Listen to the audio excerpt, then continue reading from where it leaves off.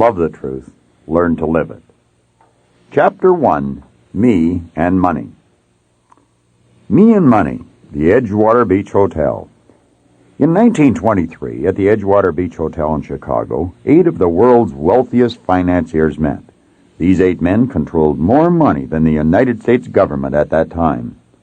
They included the president of the largest independent steel company, the president of the largest gas company, the greatest wheat speculator, the president of the New York Stock Exchange, a member of the president's cabinet, the greatest bear on Wall Street, the head of the world's greatest monopoly, the president of the Bank of International Settlement. Certainly one would have to admit that a group of the world's most successful men was gathered in that place, at least men who had found the secret of earning money. Now let's see where these 8 men were 25 years later. The president of the largest independent steel company, Charles Schwab, lived on borrowed money for 5 years before he died bankrupt. The president of North America's largest gas company, Howard Hopson, went insane. The greatest wheat speculator, Arthur Cotton, died abroad insolvent. The president of the New York Stock Exchange, Richard Whitney, went to Sing Sing Penitentiary. A member of the president's cabinet, Albert Fall, was pardoned from prison so that he could die at home. The greatest bear on Wall Street, Jesse Livermore, died a suicide. The head of the greatest monopoly, Ivor Kruger, killed himself. The president of the Bank of International Settlement, Leon Fraser, also died a suicide. Each of these men learned well the art of earning money, but it would seem that not one of them had ever learned how to live the rich life, which was their birthright. It is stories like this one that have caused many well-meaning but ignorant people to say, "See, I told you it's not good to have a lot of money, it's bad." Or it just goes to show you that rich people really aren't happy. But of course, that is just not true. For although these 8 men would appear to have slid off the track, there are many wealthy people who are very happy and who do a tremendous amount of good with their money. They live healthy, well-balanced lives. Consider this. Money will have a greater influence on your life than almost any other commodity you can think of. Indeed, the sudden loss or acquisition of money will affect your attitude to a tremendous extent. Therefore, you must agree that everyone should have a deep understanding of exactly what money is and of the laws governing its attraction. Yet the sad fact is that not one person in 10 does. 95 people out of 100 settle for whatever they get, wishing they had more all the way from the cradle to the casket, never understanding that they could actually have had all they wanted. Let me digress for a moment. As you journey through this book, you might have a tendency to let your mind wander off, either thinking about someone you know who has earned a great deal of money, or possibly about someone who has gone into bankruptcy. But I want to suggest that you attempt to keep focusing only on yourself, because what someone else has or does not have is not going to affect you, and it is your financial situation that you want to improve. Money is important. One of the most prevalent misconceptions concerning money relates to its importance. For example, how many times have you heard people say in conversation, "Money isn't everything," or "Money isn't important," or "I don't care about money"? Well, the people who say these things might not care about money, but I'll bet you their car dealer cares about it, their grocer does, and so does the person who holds their mortgage. In truth, there can be no denial of the fact that money is important to any person living in a civilized society. Therefore, to argue that it is not as important as this or that is absurd, for nothing can take the place of money in the arena in which it is used. Money is a servant. Now that I have affirmed the importance of money, let me backtrack to add this one word of caution.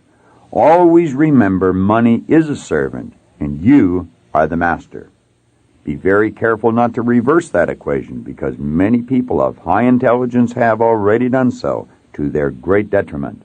Unfortunately, many of these poor souls love money and use people, which violates one of the most basic laws governing true financial success. You should always love people and use money, rather than the reverse. Another myth many people like to accept about money is that it only comes as a result of luck or good fortune. For instance, whenever people gather to talk about someone they know who has been financially successful, there is always someone among them who will say, Harry was just lucky, or Harry was just in the right place at the right time.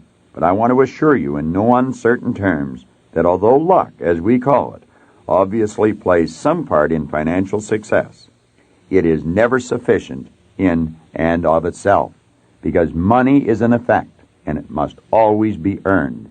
Believe me, there are no free rides in life, and the only people who are making money the easy way either work in the mint or are on their way to jail, if they have not already arrived there. Therefore, always bear in mind that while good fortune is a factor in financial success, it must always be coupled with effort and hard work. Money must circulate. A third thing you should know about money is that it is valuable only as long as it is being used. For once it has been taken out of circulation, it becomes as worthless as the old newspapers or empty beer cans that have been stashed away in the attic.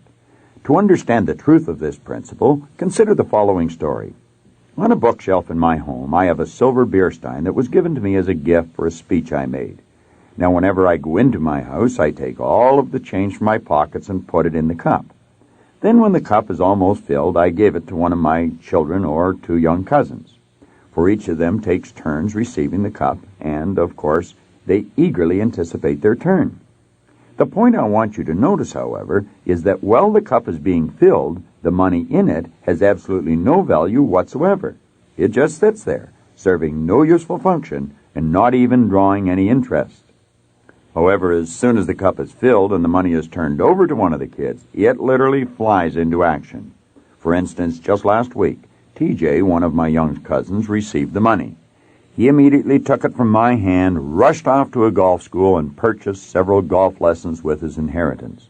Now, I can't honestly say what the golf pro did with the money once he got it, but I do feel fairly safe in saying that he didn't just return it to a cup on his bookshelf. No, there really isn't any dispute about it. Money is not meant to be taken out of circulation. Rather, it is meant to be used, enjoyed, and circulated. This brings me to an even more dramatic illustration of the same principle, namely the story of old Mr. Chapman. Mr. Chapman was an elderly gentleman who lived a few doors down the street from our family when I was just a boy.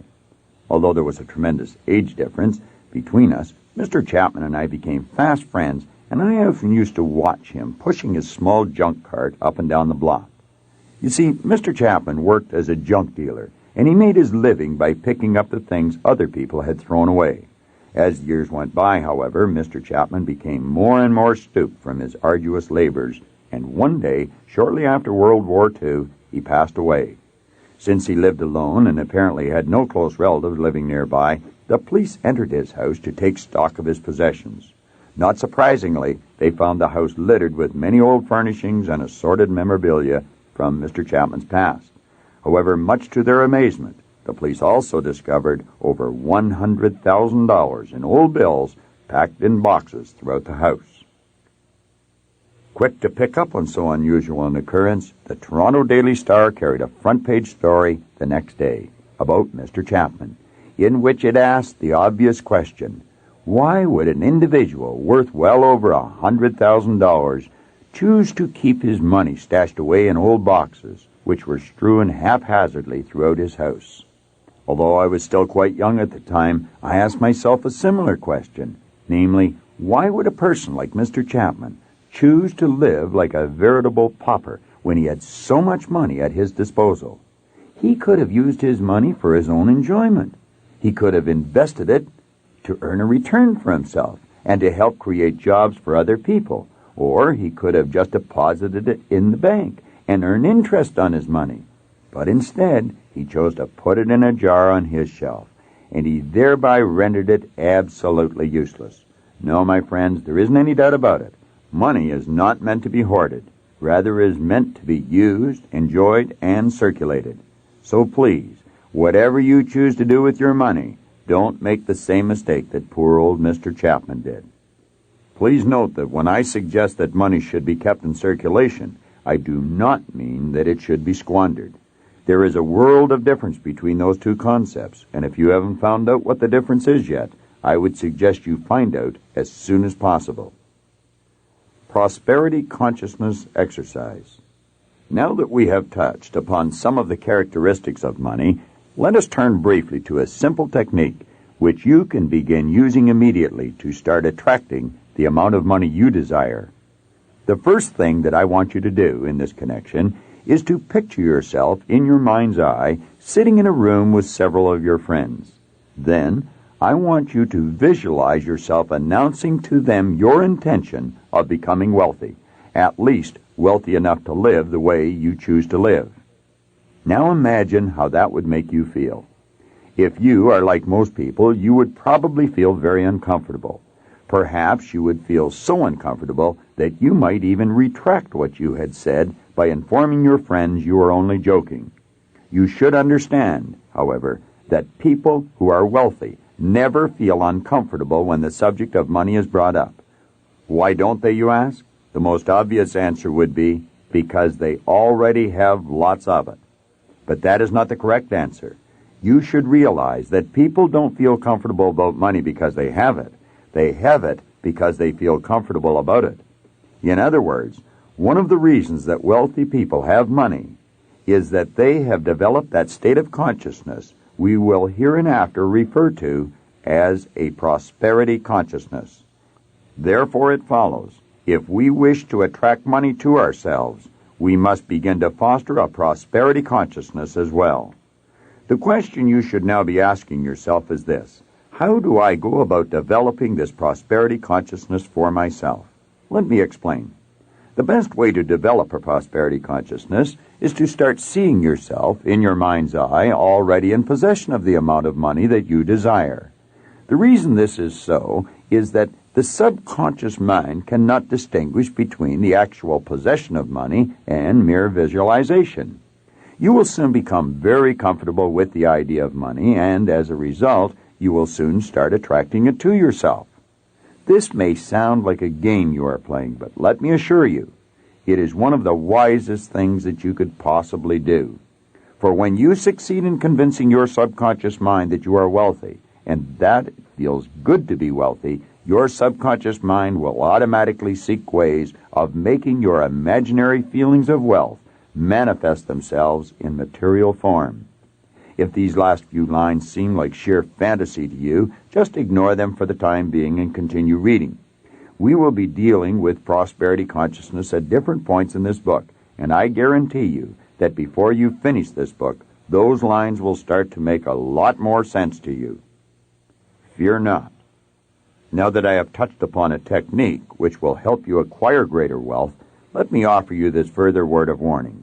If you want to have money, one thing you should never do is worry about whether or not you will get the money you desire or whether you will keep it. Let me elaborate. In the Bible, Job, the great sufferer of biblical times, makes the following remark: "Behold, the thing I fear has come to visit upon me." Now stop and ask yourself, if you will, what those biblical words mean to those of us concerned about money today. Well, one thing they certainly mean is that if we insist upon constantly worrying about not having enough money, or if we habitually worry about losing the money we do have, then we are absolutely guaranteed not to worry in vain. For just as surely as Job was afflicted by his many maladies, so too shall we be afflicted by the lack or the loss of money. To take a more contemporary example, let us again consider the tragic case of poor old Mr. Chapman. As you will recall, he was the elderly gentleman who never spent any of his hard-earned savings. But the question is, why didn't he? Most likely it was because he was afraid if he spent his money, he would become poor, and hence would be forced to live like a pauper. The irony was, however, that because of his fear, he lived like a pauper anyway. Or, to be more biblical about it, the thing that he feared most came to visit upon him. In a latter chapter, you will be given a fuller explanation of the paradox of why we attract into our lives the very things we least desire. But for now, suffice to say, worrying about money is always extremely counterproductive. This principle holds true even if you rationalize your worry with the old platitude that you are just saving a little for a rainy day. I must put forward one other caveat at this time, which is this. If you really want to significantly increase the amount of money you are presently earning, the first thing you must do is learn to pay substantially less attention to what others around you are saying and substantially more attention to what that quiet voice that speaks within you is saying. Put more prosaically, what I am saying is this. You must strive to become much less susceptible to influences outside of yourself and much more inclined to trust the instincts and feelings that lie within you. Let me elaborate. Most people who fail to accumulate enough money to live in the style they choose are the same people who are most easily influenced by other people's opinions. For instance, they are often people who let the writers of economic doom and gloom, whether in the newspapers or news broadcasts, do their thinking for them. But, as Napoleon Hill pointed out in his great book, Think and Grow Rich, opinions are the cheapest commodities on earth. In fact, almost everyone has a flock of them ready to be foisted upon anyone who is willing to accept them. Therefore, if you know you have been unduly influenced in the past by other people's opinions, make up your mind right now, before you read any further, that from here on in, you are going to heed your own counsel. Remember, if you do, there is absolutely no reason why you cannot become financially successful within a very reasonable period of time. Understanding versus memorization. As you read on through the pages in this book, you will develop an ever-increasing awareness of the talents and abilities that lie deep within you.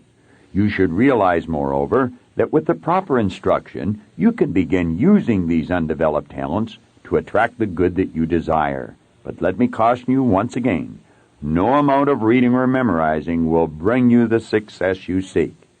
It is only the understanding and application of the ideas in this book that will make the difference for you. Therefore, don't be in any hurry to finish this book, because a complete reading should not be your objective. As stated previously, understanding and applying what you read is the objective. So if you are able to properly digest only 1 page a day, that might be all that is necessary for you to arrive at your goal. If you are wondering why this book is meant to be sipped and tasted rather than devoured at one reading, bear in mind it is based upon over 20 years of careful analysis of the methods of both the very successful and the very unsuccessful. Strength through sharing. One more word of advice. Since very few, if any people, become great at anything by themselves, I would suggest you attempt to find at least one other person with whom you can share and discuss the ideas presented in this book. Prosperity consciousness. I believe you will agree it is an observable truth that human beings will never enjoy anything they are not yet consciously aware of. For example, we did not enjoy the luxury of traveling in airplanes at tremendous rates of speed until the Wright brothers became consciously aware of how to fly. Thomas Edison developed the conscious awareness of the moving pictures and introduced us to a brand new form of entertainment. Dr. Jonas Salk became consciously aware of how to develop a serum that would combat that dreadful disease of infantile paralysis, more commonly referred to as polio. And as a result of Salk's new awareness, you very rarely hear of anyone contracting that disease today. Alexander Graham Bell became consciously aware of how to transmit the human voice over metallic wires, and as a result, we all now enjoy the use of the telephone. Needless to say, I could go on and on citing example after example. However, the point I want to bring to the forefront of your mind is that these inventions, or the knowledge bringing about these inventions, have always been here. In fact, all the knowledge there ever was or ever will be is evenly present in all places at all times. But it took an individual to bring those thought patterns together and form ideas which developed into what we call consciousness, before we could begin to benefit from them. We are floating in an ocean of thought energy, where all the knowledge there ever was or ever will be is present. We are also surrounded by prosperity. Indeed, everywhere we look at nature, our eyes come in contact with prosperity. for nature knows no such thing as failure. Therefore, there never has been, and there never will be a lack of anything except conscious awareness. But if you are going to begin to penetrate the world of wealth, it is absolutely essential that you begin to think. In other words, you must open your mind to the stream of thought energy which will create an image or a consciousness of prosperity in your mind. You are well aware there are literally thousands upon thousands of honest, good, hard-working people who labor diligently for their entire stay on this planet, yet never become wealthy. For those individuals, life is a constant grind from sun-up until sundown. But the ideas presented on these pages have been put here in the hope they will jar your mind and inspire you to open it up to this new type of thinking we have alluded to. Consciousness is and always has been developed through thinking, and regardless of what your present situation in life may be, if you ever hope to improve it and truly become wealthy, as this book suggests you can, you must begin thinking of prosperity in your mind now. Not when you finish the book, not when you finish the chapter, not tomorrow or next week, next month, or next year. It must be done now. Thinking is the highest function of which a human being is capable, yet unfortunately, very few people think. They merely trick themselves into believing that because there is some mental activity taking place in their mind, they are thinking. But the truth is, most people are simply exercising the mental faculty called memory. They are playing old movies, so old pictures just keep flashing back on the screen of their mind. It is imperative, therefore, that you begin this new way of thinking at this moment, because as you do, every fiber of your being will become filled with this new thought energy. Your body is comprised of millions upon millions of cells, and each one of them is influenced in its movement by thought impulses. So the second you begin entertaining relaxing thoughts, your body becomes relaxed. The instant you begin entertaining worrisome, fearful thoughts, your body becomes rigid and tense. As you begin to hold thoughts of prosperity, and you begin thinking of yourself as a very wealthy, prosperous individual who is surrounded by an ocean of thought energy, who is swimming in a sea of plenty, your body and mind will instantly move into a prosperous vibration, and you will begin to attract, just like a magnet, everything necessary for you to become wealthy. I know to the uninitiated these ideas are just about as bizarre as anything a person could think of. Nevertheless, they are true. For mental awareness of prosperity always precedes wealth in your material world. It is not difficult, therefore, for children today born into families of great wealth, like the Kennedys or the Bronfmans, to think these prosperous thoughts and to have the prosperity consciousness, since that is the only type of thinking they were subjected to right from birth. We say they have been conditioned in or to prosperity. However, the majority of people have not been born into that kind of an environment, and so they were not surrounded by that type of thinking. We must therefore develop an understanding of, number one, how we have been conditioned, number two, why we are getting the results we are getting, and number three, how we can change our way of thinking or our conditioning. That is not an easy thing to do. It takes much discipline. It takes a tremendous desire. It takes a lot of diligent effort, which is the probable reason so few people ever actually change. Yet I want you to know that regardless of how difficult it may be, it can be done, and it can be done in a relatively short period of time. The compensation you will receive for your effort will delight you. I know because I have done it, and I know many, many other people who have done the same thing. Now it is necessary for you to do it. The very fact that you have picked up and started reading this book is all the proof you will ever need that you truly do have a desire to change. Moreover, there is a way, a sure way, for you to receive your desired good, and this book will outline the way for you. There is real power within you. Below the level of your consciousness is the great treasury of your subconscious mind. And that is the part of your personality we want to begin to influence through our new thought patterns. In order to make the issue definite and concrete, consider the following statement. Any idea, plan, or purpose may be planted in the subconscious mind by repetition of thought, empowered by faith and expectancy. You might be asking, can this statement be demonstrated to be true through experimentation and observation? Or is there any known method or technique by which the proof may be secured? And if there is such a method or technique, is it available to everyone? These questions can all be answered with an emphatic yes. As you read, test, and experiment with the ideas that will come to you in the following pages, you will answer all of these questions for yourself. And it is necessary that you answer them for yourself, because as human beings, we will not truly believe something until we do actually discover it for ourselves. This book was written in the sincere hope that it would lead you to the many discoveries that lie within you by the repetition of these prosperity ideas.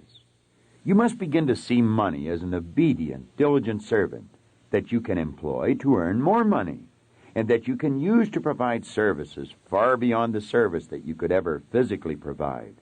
It is necessary that you feel comfortable when you talk about money, because you have truly been born rich.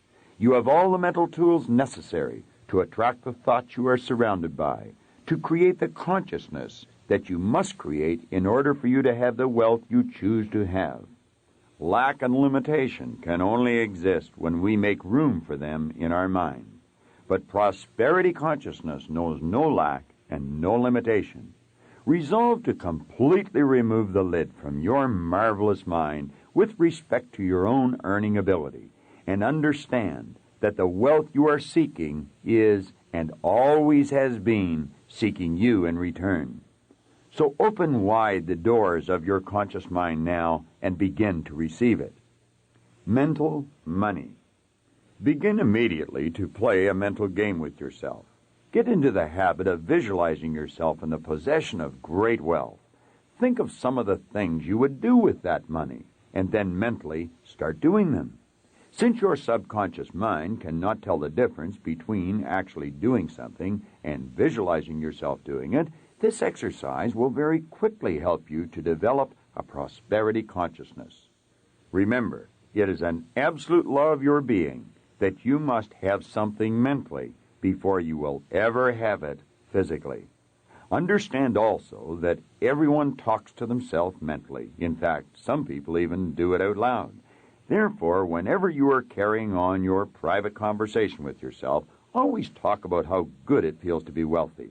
Congratulate yourself on becoming wealthy, and hear others congratulating you as well. You should realize that all this might appear to be a game you are playing. You are doing one of the wisest things you could possibly do, for you are working from a higher to a lower potential. You are embarking on a program of self-development. You are about to learn that there is much more to yourself than meets the eye, and you must apprehend this hidden factor of your personality if you are ever to develop yourself properly. In truth, you will never see the greatest part of your being because it is non-physical in nature. In fact, you will soon become aware that you are constantly living simultaneously on three distinct planes of being. You are spiritual, you have an intellect, and you live in a physical body. To understand this abstraction better, you must keep in mind that you are living simultaneously on three distinct planes of existence. 1. The spiritual plane of thoughts, highest potential. 2. The intellectual plane of ideas, middle potential. 3. The physical plane of results, lowest potential. Therefore, by doing what I have suggested you do, you are merely using your divine nature to choose the thoughts. Example, money is good. I love people and I use money. Money is a servant. I am the master. Which will build an idea. In our case, the idea happens to be that of great personal wealth or true financial success. Be very aware, however, that ideas such as the idea of financial success never form by themselves. The human personality must always enter into the process by thinking the thoughts, which can then be used to build the idea. That is the very thing that makes the human being godlike, or you could say a creative creature, the highest form of creation.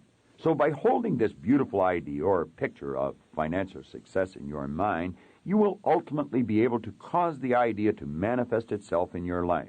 Example, in your results.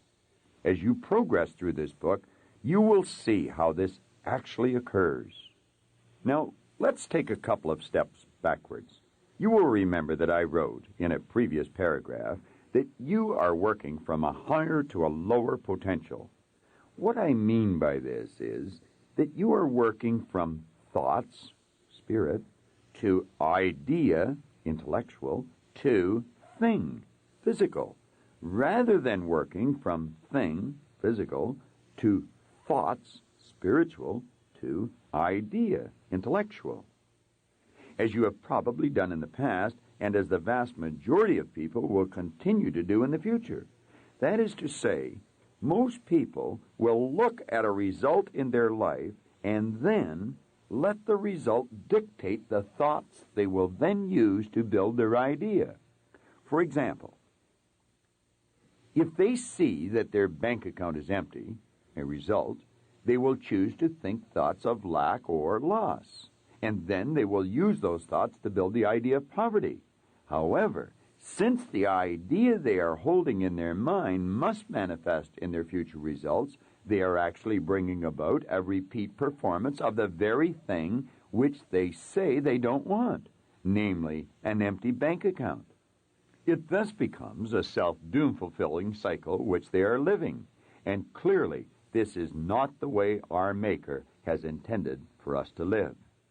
You might very well be saying to yourself that this is an absurd argument, for if a bank account is empty, it's empty, and it just isn't being realistic to look at an empty bank account and then visualize great wealth. But I want you to know that is the very kind of reasoning which perpetuates poverty and keeps poor people impoverished.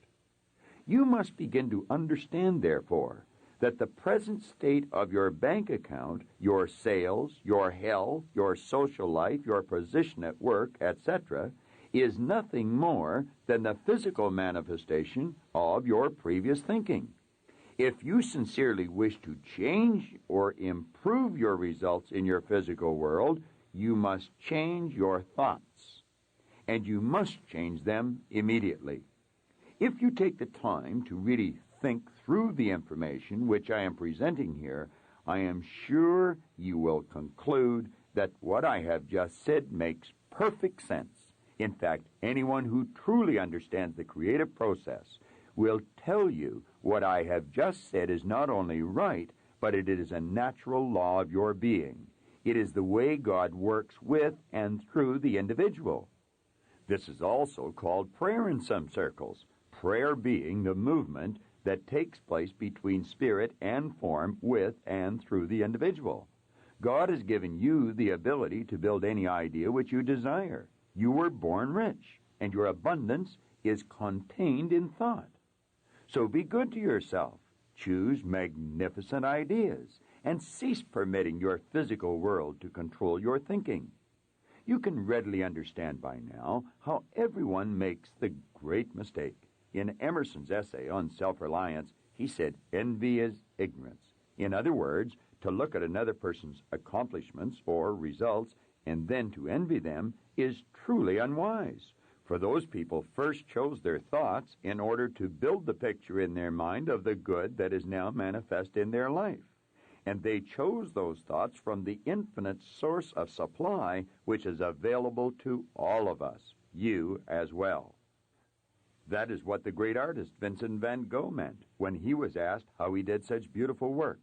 He said, I dream my painting, and then I paint my dream. In other words, he saw the picture in his mind first, and then he made a replica on canvas, in oil, of the original in his mind. In truth, there never has been an original Van Gogh sold. As I am writing this, I can see you reading it, and I can almost hear you thinking, that makes a lot of sense. Now I see. A few years ago, Mary Snyder from California sat in on one of my seminars with her husband Oscar. She gave me a quote by Lincoln, which I truly love and which I have shared with thousands of people. Lincoln said, "To believe in the things you can see and touch is no belief at all, but to believe in the unseen is a triumph and a blessing." Isn't that beautiful? Thanks again, Mary. Hopefully by now you understand the wisdom of some of these mental exercises I have been suggesting. So keep repeating, I am prosperous, I am wealthy, money is good. See yourself in your mind's eye doing what you will do when you have the manifestation of your new attitude or consciousness. Visualize this great wealth and feel yourself already in possession of it. Remember, though, money is the servant. You are the master. You love people and you use money.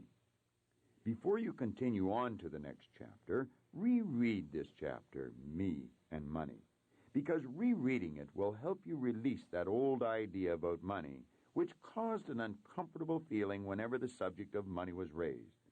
Repeat to yourself several times each day, Me and Money, until you become totally aware of how good you feel thinking about wealth.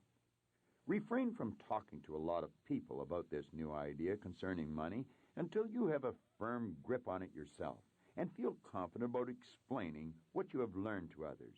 Remember, hearing negative comments from people who do not understand the truth will not do you any good.